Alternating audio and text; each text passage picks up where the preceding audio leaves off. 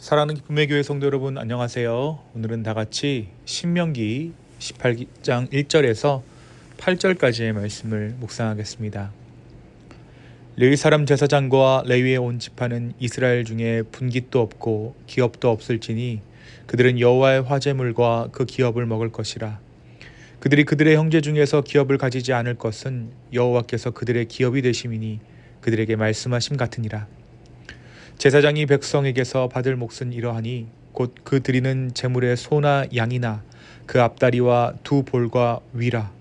이것을 제사장에게 줄 것이요, 또 너가 처음 거둔 곡식과 포도주와 기름과 너가 처음 깎은 양털을 너가 그에게 줄 것이니 이는 너의 하나님 여호와께서 너의 모든 지파 중에서 그를 택하여 내시고 그와 그의 자손에게 항상 여호와의 이름으로 서서 섬기게 하셨음이니라. 이스라엘 온 땅 어떤 성읍이든지 거주하는 레위인이 간절한 소원이 있어 그가 사는 곳을 떠날지라도 여호와께서 택하신 곳에 이르면 여호와 앞에 선 그의 모든 형제 레위인과 같이 그의 하나님 여호와의 이름으로 섬길 수 있나니 그 사람의 몫은 그들과 같을 것이요, 그가 조상의 것을 판 것은 별도의 소유이니라. 아멘. 우리가 어제 말씀 신명기 16장 9절에서 17절 말씀을 통해 하나님께서 주신 절기의 본질에 대해 함께 나누었습니다. 하나님께서 주신 세 개의 절기, 무교절과 칠칠절과 초막절은 기업과 감사의 예배를 담고 있었죠. 하나님께서는 절기를 통해 백성들로 하여금 모든 풍요의 근원이 하나님께 있음을 고백하게 하셨고, 그 감사가 공동체와 함께 나누어질 때 그 예배가 완성됨을 말씀해 주셨습니다. 이어지는 신명기 17장은 하나님의 공의가 공동체 안에서 어떻게 실현되어야 하는지를 다룹니다. 특별히 재판과 공정한 판단에 관한 법도를 하나님께서 이스라엘 공동체 가운데 제시해 주시죠. 하나님 백성의 삶이 정의와 질서 위에 세워져야 한다는 것을 하나님께서는 약속의 땅에 앞서 강조하셨던 것입니다. 그러면서 신명기 18장에서 모세는 하나님께 속한 제사장과 레위인의 역할에 대해 이야기합니다. 그리고 그들의 생활에 대한 규례를 설명하죠. 하나님께서 주신 사명을 감당하는 자들이 세상적 소유나 이익이 아니라 하나님 자신을 기업으로 삼고 살아가야 함을 오늘 말씀이 보여주고 있는 것입니다. 특별히 오늘 본문 1절부터 8절에서는 하나님께서 제사장들과 레위인들을 향해 주신 특별한 부르심과 삶의 원리를 보여줍니다. 먼저 하나님께서는 그들에게 이스라엘 중에 기업이나 분깃이 없고 여호와께 드리는 화제물과 그 기업이 그들의 기업이 될 것이다 라고 말씀하셨습니다. 이것은 굉장히 독특한 선언이죠. 다른 지파들은 땅을 기업으로, 가나안 땅을 기업으로 분배받았지만 레위 지파는 그 어떤 땅도 소유하지 못했습니다. 세상적으로 보면 손해인 것처럼 보이지만 하나님께서는 친히 스스로 그들의 분깃이 땅이 아니라 하나님 자신임을 선언해 주신 것입니다. 다시 말해 레위인들은 세상의 소유로 자신의 삶을 유지하는 그런 인생을 사는 것이 아니라 하나님의 임재와 은혜로 살아가야 한다는 것을 보여주고 있죠. 하나님께서는 또한 백성들에게 제사장과 레위인을 향한 책임을 말씀해 주십니다. 그들은 제단에서 드려지는 제물의 일부, 그러니까 제사에 사용된 소나 양의 앞다리, 두 볼, 위, 그리고 곡식과 포도주와 기름의 첫 열매를 제사장에게 주어야 했습니다. 이것은 단순히 제사장의 생활비를 보장하기 위해서 한 것이 아니라 하나님께 드리는 예배의 기쁨을 나누는 행위로서 이러한 것들을 제사장에게 주어야 했던 것이죠. 하나님을 섬기는 사람을 통해 하나님께서 공동체 전체를 축복하신다는 원리를 이 일들을 통해 가르쳐 주신 것입니다. 또한 오늘 본문 6절에서 8절까지의 말씀은 흩어져 살던 레위인 중 누군가가 마음의 감동을 받아 하나님을 섬기기 위해 예루살렘으로 올라올 때 그는 기존의 제사장들처럼 동일한 몫을 받을 수 있다라고 그 권리를 명하십니다. 하나님께서 섬김의 자리로 나오는 믿음의 결단을 귀히 여기신다라는 것이죠. 그들은 고향이나 생업을 떠나 성소에서 하나님을 섬기지만 하나님께서는 그들의 헌신이 결코 손해가 되지 않게 하시고 동일한 은혜와 보상을 그들 가운데 약속해 주셨습니다. 사랑하는 성도 여러분, 오늘 이 말씀은 우리에게 무엇을 말해주고 있습니까? 먼저 은혜로 살아간다라는 것은 어떠한 삶을 이야기하는 것인지 우리는 레위인들의 삶을 통해 알 수 있습니다.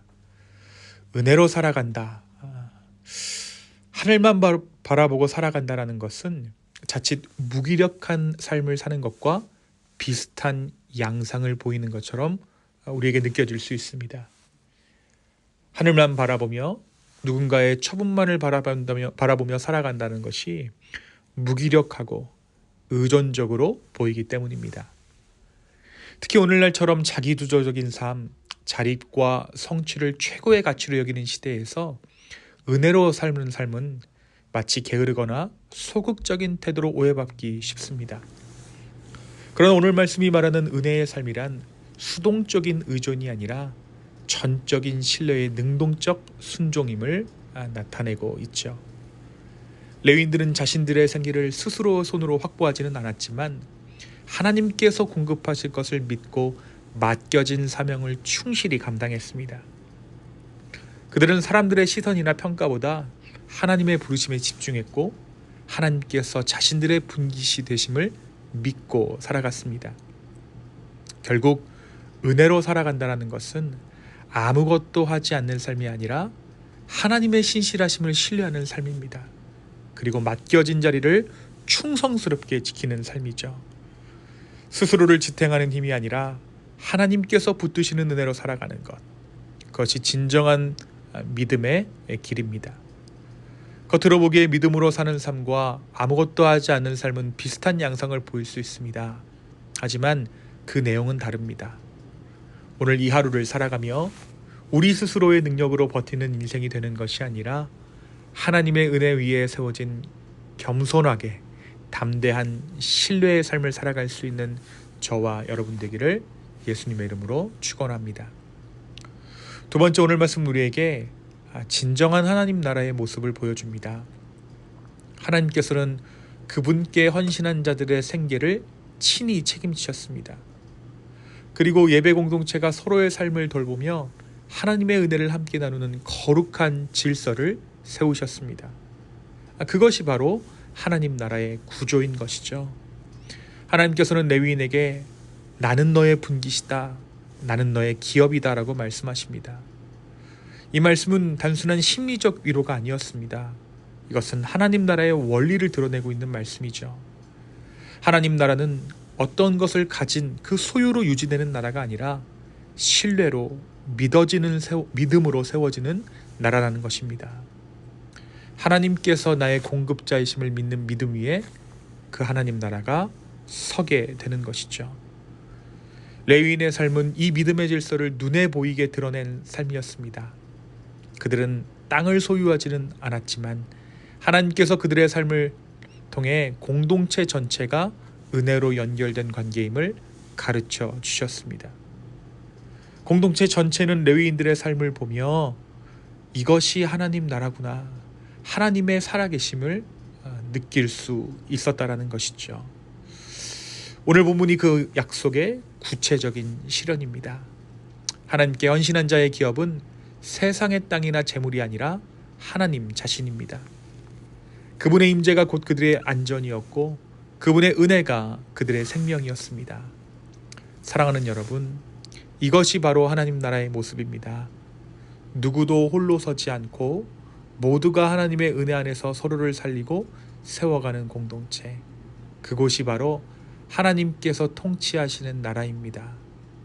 오늘 우리의 교회와 가정 그리고 우리의 삶의 자리 가운데 이 하나님 나라의 질서가 회복되는 놀라운 은혜가 있기를 예수님의 이름으로 축원합니다.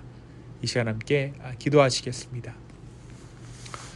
주님, 다시 한번 우리의 삶을 아버지 앞에 드리며 주님께 나아갑니다. 성령님, 이 하루를 믿음으로 살아가게 하여 주십시오. 하나님께서 공급해 주시는 그 하나님의 공급으로 이 하루를 살아가게 하여 주시옵소서. 주님, 그 공급으로 살아가는 가운데 내 삶 가운데 이루어지고 있는 하나님 나라를 바라보게 하여 주시고 더욱더 큰 은혜 사모하는 우리 모두 되게 하여 주시옵소서. 감사합니다. 이 모든 말씀 예수님의 이름으로 기도했습니다. 아멘.